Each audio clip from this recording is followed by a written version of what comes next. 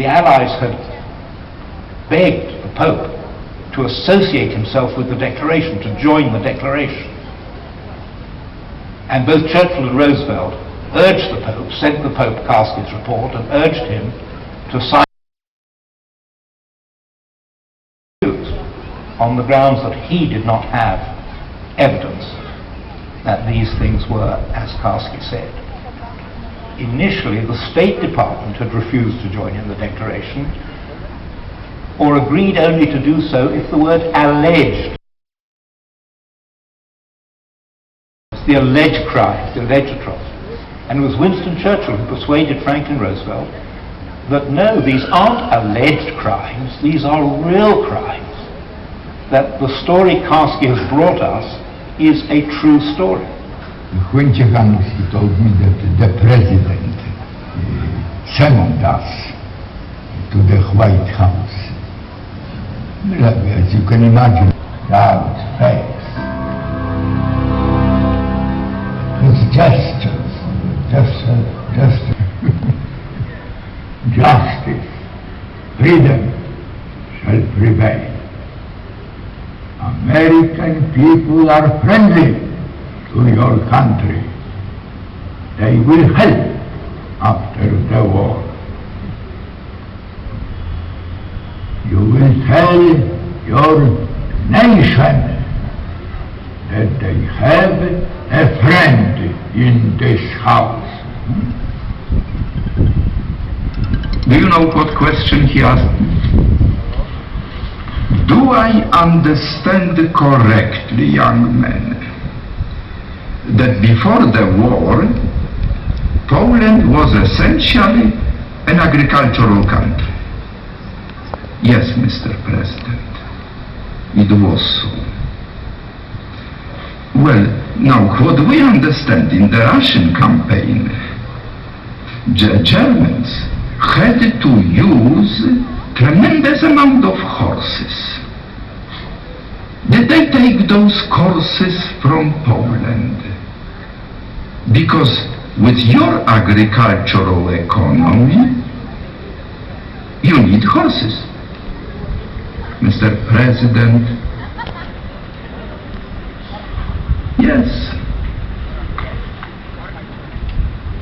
Po rozmowie z Rooseveltem zrozumiał, że nikt nie pomoże Żydom podczas wojny, że dopiero po wojnie się porachują z Niemcami. Roosevelt, he would always talk about how he felt he was in the presence of a lord of humanity, somebody with supreme power in the world, somebody who could get anything accomplished. And I think he always made that point by what... To przynajmniej jakiś konkretnych, żywych ludzi ratował. Niektórych Pan uratował, a ja chciałem uratować miliony, ale nie mogłem uratować nikogo. He believed at that time that his mission had been a total failure and that those to whom he told his story had not listened and had disbelieved it. I believe that Karski's mission, Karski's report, were a turning point in the way in which Western governments, and therefore the Western publics, approached the plight of the Jews of Poland. From that moment it was clear that this wasn't just yet another, of which there were so many, examples of German atrocities all over Europe against all sorts of people, but that this was a deliberate attempt to exterminate, which was the word used in those days, to murder a whole people. What we know today is that Karski's mission may have played an important role in the U.S. government's decision to establish the War Refugee Board, which would end up saving as many as 200,000 Jews, mainly from Hungary and Romania. So I think what Jan Karski's story tells us is, if the opportunity arises, take it. Don't, not without fear. He wasn't a fearless person. Nobody is fearless in war. But somehow to encourage young people that if you find yourself in a circumstance, whatever it is, where you can do something to make a difference. Let Karski's story be one of those that inspires you to try. Yes, people, all of us probably, we have infinite power to do good. And we have infinite power to follow people. We are all schizophrenic, as I see our nature. We have a choice. We can choose to be robbers, we can choose to be good people. Our Lord left us the choice.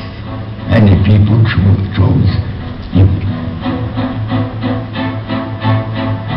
In 1944, Jan Karski published the memoir Story of a Secret State. It became a New York Times bestseller.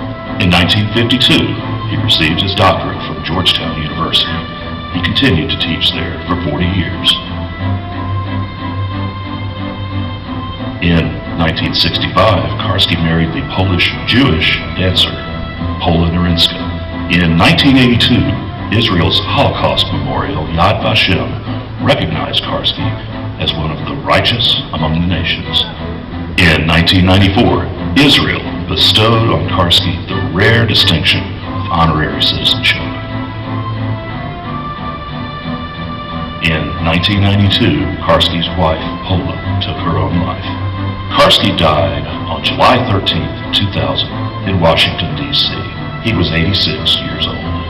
In 2012, President Barack Obama bestowed on Jan Karski the Presidential Medal of Freedom, the highest civilian award of the United States.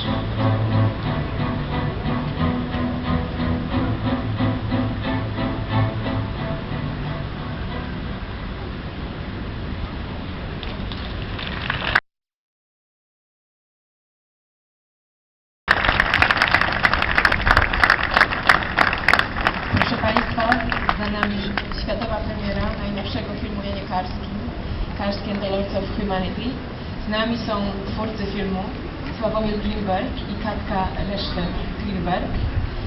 Mamy niepowtarzalną okazję, żeby zadać autorom pytania i żeby też skomentować ten film, także, bo autorzy sami prosili o takie komentarze. Film powstaje, nadal jeszcze jest szansa, żeby zmieniał się pod wpływem tego, co twórcy dzisiaj usłyszą. Zapraszam twórców na scenę. Dobrze, proszę bardzo.